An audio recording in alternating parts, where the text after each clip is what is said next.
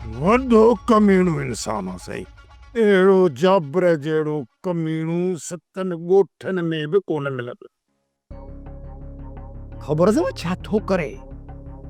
करे ईअं थो त हिकिड़े तरफ़ मूंसां हथ मिलाइण जे लाइ मुंहिंजे जूते थिए थो पियो नक रगे, वरी ॿिए तरफ़ ख़बर अथव छा थो करे? ॿिए तरफ़ वरी जेके टूट छोरा अथसि न, वरी तव्हांजे पुठियां वेठो थो बचे। या फज़ीलत आहे? बाबा थोरो सोच त सही, जिन कमीने जी तूं इज़त तो करी उहे हथ ॾियण जे लाइक़ बि आहिनि या न? हाँ पुट, तू सही तो चई।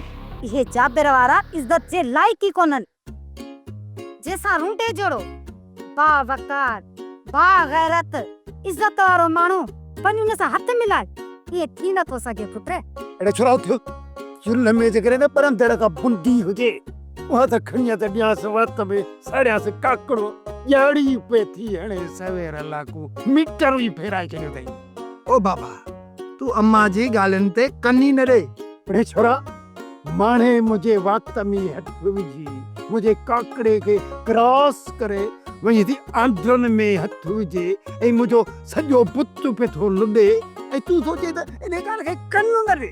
माऊ पुट, बाबा मां त चवां थो घरों उथी हली ॿाहिरि था वियूं, के सुकून सां वेहियूं त ॻाल्हियूं कयूं, को कचरियूं को हाल वाकियूं त छा कहिड़ो आहे छा न। अरे बाबा सुकून हुयो, ख़बर थी छो? इहो चहिरो आहे चाकर ख़ान, इन चाकर ख़ान नियापो कयो आहे त तव्हां सभिनी खे उपतो तगे तव्हां खां पुछा ॻाछा करणी आहे, ऐं तूं वेठो त सही त सुकून जूं ॻाल्हियूं करी। मूं त तोखे पहिरीं चयो, तुंहिंजी जेका ॾाइण भेड़ा ॾाइण हितां ते लंगो रंगो उपतो टंगराईंदी, पर तूं मुंहिंजी हिकु बि न ॿुधी। अरे तूं थरा इन माणे जाहे हवाई फेर ख़त्म थींदा ई कोन। छोरी मां हलां थो ॿाहिरि, या सलेमानी चांहि काढ़े ॿाहिरि मोकिल। जी बाबा, ॿाहिरि त असांजो उताक आहे ई न, पोइ चांहि किथे मोकिलियां? अरे उताक खे खंड जे तरे में उते तो घेर वारो कटा आहे न, उन जे मथां था वियूं, उते काढ़े मोकिल जल्दी कर। अरे अचे थोरा अञा। अरे वो कटरनि जे लाइक़ चाहे भली कटर जी ठाहे पी ले। अरे न त थे रूडा तुझे बूथ में। अरे हेड़ी कुआर बोले तू घोट थियण पियो चाहे? अरे ने घोट थियण का त मां के किने पाणी जी दुबे में बुटी मरा हा।